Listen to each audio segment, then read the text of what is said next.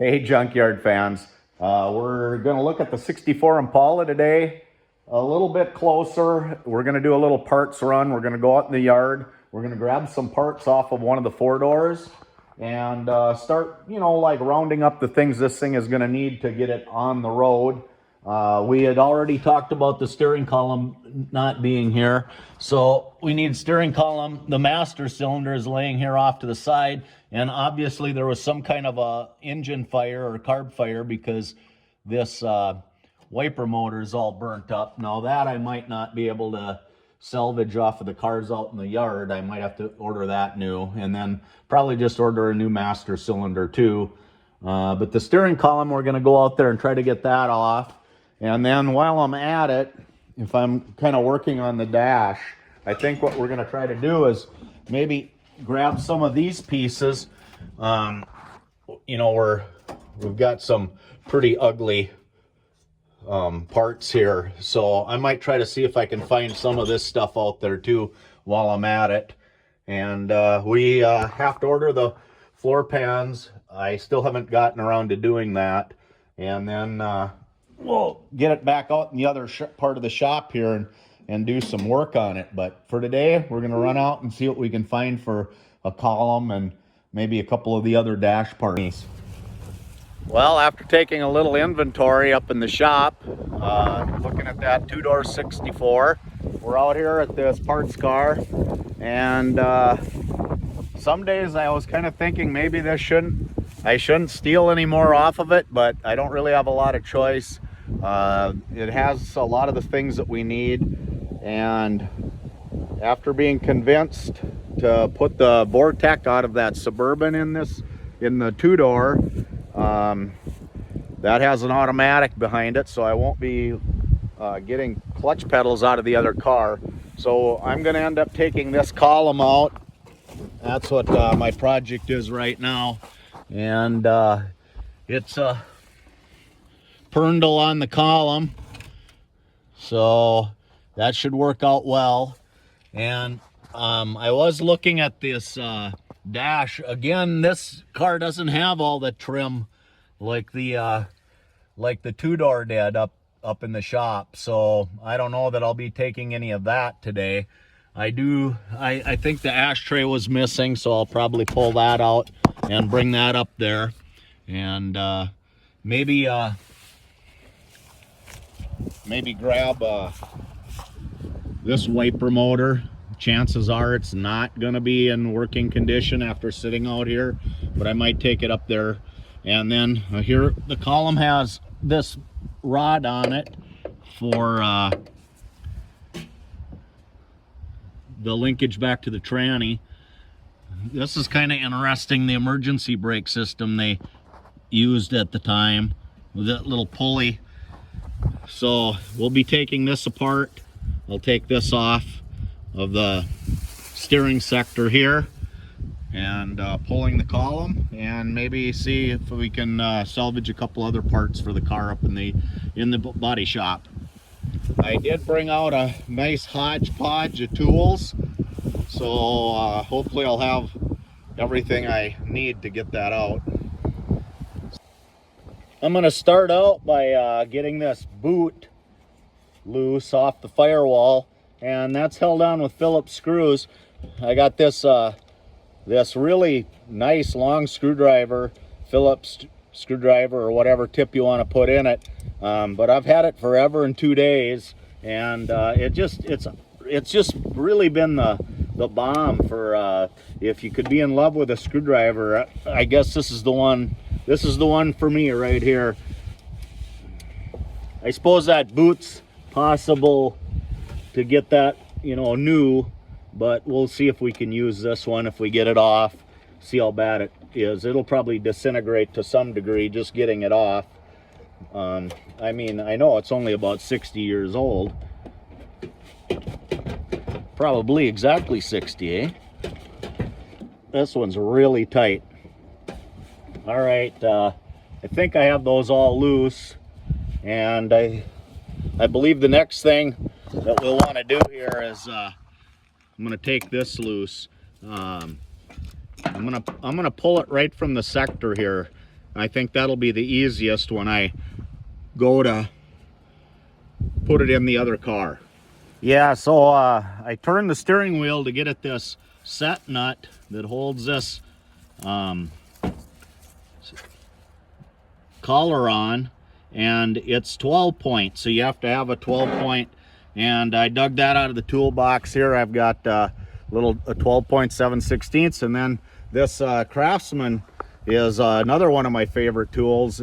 I call it Long Dong Silver. It's got the swivel head. It's a comes in, it's, you know, the long handle just helps for these tight bolts, and be able to get things loose a little bit easier without it being too hard on my shot wrist.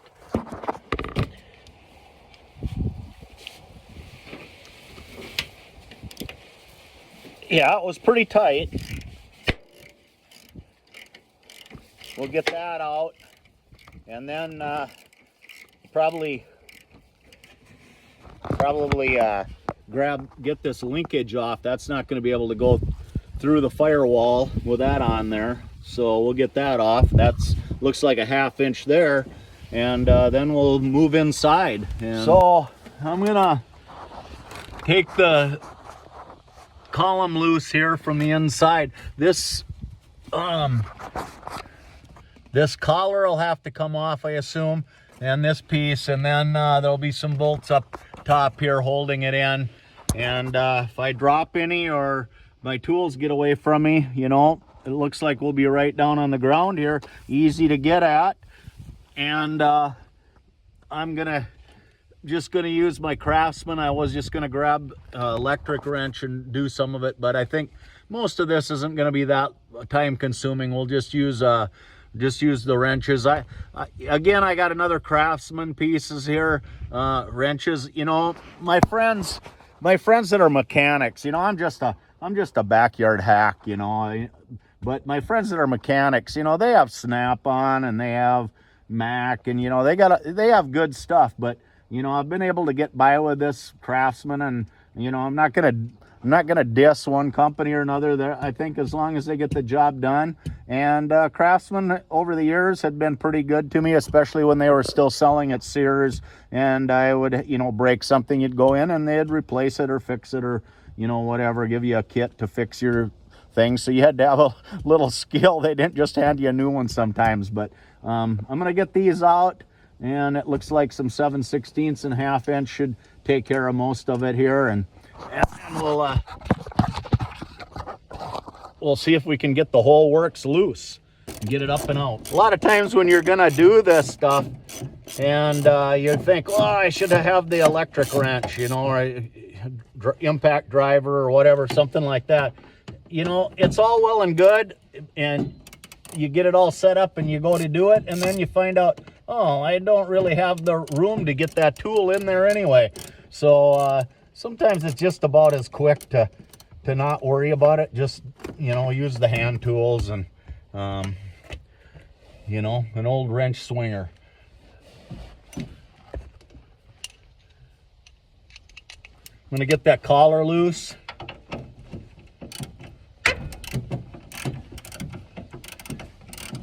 The stuff inside here is pretty easy to work on. You know, other than this giant hole in the floorboards, the windows were all in it, and the doors were sealed up or shut, so it was kind of sealed up. Unfortunately, even with this giant hole in the floor pan, not all the mouse crap fell out. So we get to look at that and smell it a little bit. It's sweet. All right, I'm gonna take a look here, see what bolts we have to get at from underneath. This should be fun. All right, I got this little plate off that was up here underneath the column, and that was just a couple speed nuts, pretty easy. And now that exposes these 2 bolts that hold the column up, so we're gonna try those. I might want to use Long Dong Silver on that. Get a little more leverage here. Oh yeah, there we go. and try this one. Pop. Yeah, whip those off. And then I'll probably have some wiring harness to disconnect from the column.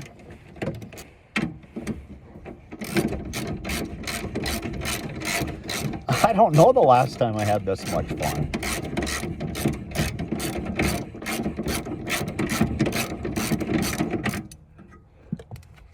One down. This one's loose. All right. All right, as I recall, the pedal isn't in that car up in the shop either, so we're gonna take this master cylinder loose so the whole bracket that holds the steering column can all come out also. And then the brake pedal all with it. Take a look in this thing just for the fun of it. A little bit stuck.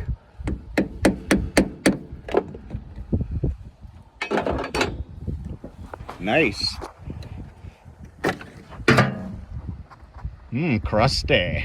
I got the master cylinder off and out of the way, so now this main bracket that holds the clutch pedal and the steering column bolts too, we should be able to get that out. I did get this shifter linkage off, so one more step, and I started taking the wiring harness loose too. I know we're going to need the headlight and the engine wiring harness for some things, but if we put that Vortec in there, then we probably won't need, we won't be using a lot of things, but that'll have to be a decision as we get the other engine ready to go in and see what we need and what we don't need. This is kind of cute. This is American ingenuity at its finest. I assume this plug-in probably went down to a block heater or a hose heater or something, but gotta love how they attached it here to the vent. So yeah, cute.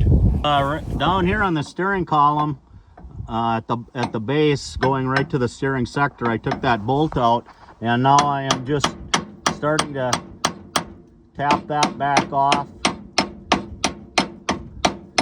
This isn't the way you do it if you're gonna be real worried about some of this stuff, but right now I'm just kind of going for it. I finally got the column loose. I got it down. I had quite a struggle with it. I guess I've never worked on one of these before, and there was this bracket that went around the steering column, and it actually just had to be bent out of the way once I took the bolt off. There's a stud here, and then I just had to bend that out of the way. So it looks like I've got it all loose. I disconnected the wiring harnesses, so I think I'm ready to lift it out. I have this off and everything's loose. I'm going to try to rotate this boot through this opening and see if we can have it laying on the ground here in a minute. Hey, believe it or not, it is out. So I guess that's my success story of the day, and we'll go after this bracket under here next. I'm sure we're gonna need that and the pedal. And well, while I'm at it, I've decided I'm gonna try to get this bracket out that holds the brake pedal, and probably pull this wiring harness out too, and maybe the under dash wiring harness. I did notice here laying up on the dash were the keys for this one, and I don't think I have the key for the other one. I might just try we'll see how this goes. I've got this loose, but I don't see what it is that holds it in, but I'll be back with you in a second here. So I found the culprit why this bracket is still as tight as it is. Way up in here, there's this rod that's welded to the bracket and then goes bolted to the front of the car, to the dash or whatever you'd call this, to the firewall sort of, but it's really hard to get at, that bolt. And since I'm going to pull the wiring harness, I think I'm going to take the instrument cluster out and see how that goes. If I have that out, it should be easy to access that bolt that holds that bracket on. And then maybe I'll just take the whole instrument cluster with the wiring harness for the other car. I have a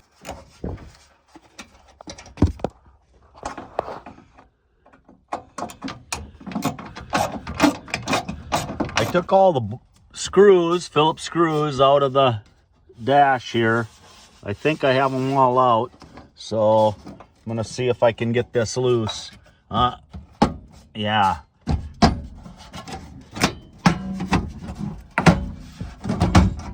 Look at that. Oh, gross. All full of mice have been up on there. That's sweet. Well, I have to say, just this instrument cluster weighs about half of a Toyota. And here's the culprit. This is why I couldn't get it out. And then I just noticed now there is a second rod here that goes up. So 2 spots that are still holding this brake pedal bracket in, and that the steering column mounts up into. Well, I was going to show how you take some of this apart. It's not super complicated or anything, but if you haven't done it before and you're thinking about doing it, this collar here is on the ignition. So instead of taking all the wiring off the back, and then, you know, I can just take this with it. Anything I can take with the wiring will just be, I think will behoove the situation. I did get these out that were holding the brake pedal bracket and the steering column bracket in. Yeah, they were a real cow. So to get at, you know, if you didn't have this dash out, well, once you have the dash out, yeah, it's nothing to it. So anyway, to get this collar off, I just took kind of a smaller flat blade and put in here. Even a littler one would have been better, but I put it in here and then carefully tapped on it and got it turning. There's probably a tool out there for that, but you know, I guess when you don't have the tool, you are the tool. So anyway, that's to get this off. And then it's kind of neat that the cigarette lighter is still in this thing out here. But so I have to say, I forgot one step when you take this collar off to take the ignition switch out on these old Impalas. This collar, I got it backed off. I used a screwdriver. I popped it loose, backed it off. But then it runs up into this part of the center section. So you have to find a paper clip or something like that. I went and grabbed my torch tip cleaner, and I just picked about the heaviest one that would fit in there. And then you have to turn this to accessory, the key to accessory, and then you can feel it spring loaded in there. And if you have it on any of the other settings, I don't think it'll come out. I didn't feel that it was spring loaded. So you push that in. See if I can hold this with my... So you push this in, and then you can get the center out, the tumbler or whatever you call that part, probably the tumbler. So it's a little trickier than I remembered. But there it is. It's all out and ready to go in another car, I guess. Then on this light switch, I wanted to mention to get these out. Now, you know, I have the dash out, but you can kind of do it too. You can reach up from underneath, get your hand up there backwards. And on the bottom of the switch, there's a spring-loaded button. And you push that button in, and then you should be able to pull this out. Sometimes you have to push it in part way, or you push the button in part way, and then you move this out part way, and then you push it in the rest of the way, and then you pull it out. So now the light switch should be ready to come out. kind of need a big screwdriver that'll fit across this opening here, and then that'll be able to turn that out of the collar. So I guess I have this lighter left to do. That's this collar, this aluminum tub that's around this section. I'll turn that out. My voice is kind of going. I think I've breathed just a little bit too much of this delicious mouse crap in. But I think it's about ready to pull the wiring harness. I get these couple things loose, and then see, you know, a couple connectors maybe that go to the tail lights and things like that will still have to come off. But so I think it's almost here. I'm sure it'll only take another hour or two. One more little thing I thought I would show you guys here before I give the up on this video is the wiper switch. You're like going, well, how does that work? Well, on the bottom of the button, there's a little set screw, little flat blade set screw. So you have to get that loose to pull the button off. And then, like the light switch, it has a collar that you turn out. And you try not to drop it like I did the one for the light switch through the quick access to the ground there. Well, I've got everything off that I want to take off for now, maybe with the exception of the speedo cable. I don't know how that would work with automatic transmission out of the Suburban anyway. It maybe wouldn't hook up, but I'm going to leave that in there for now. I was going to take the wiring harness for the headlights, but I got up here to the front. I was going to start taking things loose, and I can see it's been hacked pretty bad. I do have that other 4-door I can look at. Otherwise, I'm sure that's a fairly reasonable item to purchase on aftermarket stores. I got these out of the glove box, so they're kind of mousy, but I'm going to put them with my car. And basically everything's out of the dash as far as wiring and instruments and switches, except for the heater controls. They're still in the car up there, but if I needed them, I could come out here and grab them. And glove box liner, I'm sure I'd order new. I see there's a valve. There's a valve in the glove box. That's not in the best shape. That's maybe one of the reasons it's in this junkyard. So I guess I got most of the crap here loaded up. Steering column, underdash wiring harness, instrument cluster.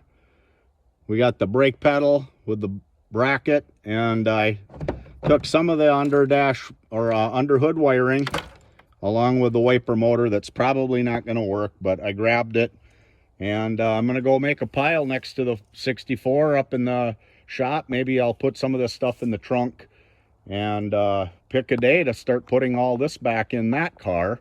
So one of these days we'll be able to do a burnout, I hope. That'd be fun. So I think that's it for today. Thanks for watching. And you know, I know it's just watching some dork out in his junkyard work, but maybe, you know, a couple little pointers and learn something. And if not, yeah, whatever. Maybe next time I'll do better. You'll be more entertained. But if you would like my page and follow me, I'd appreciate it. Thank you so much. Till next time.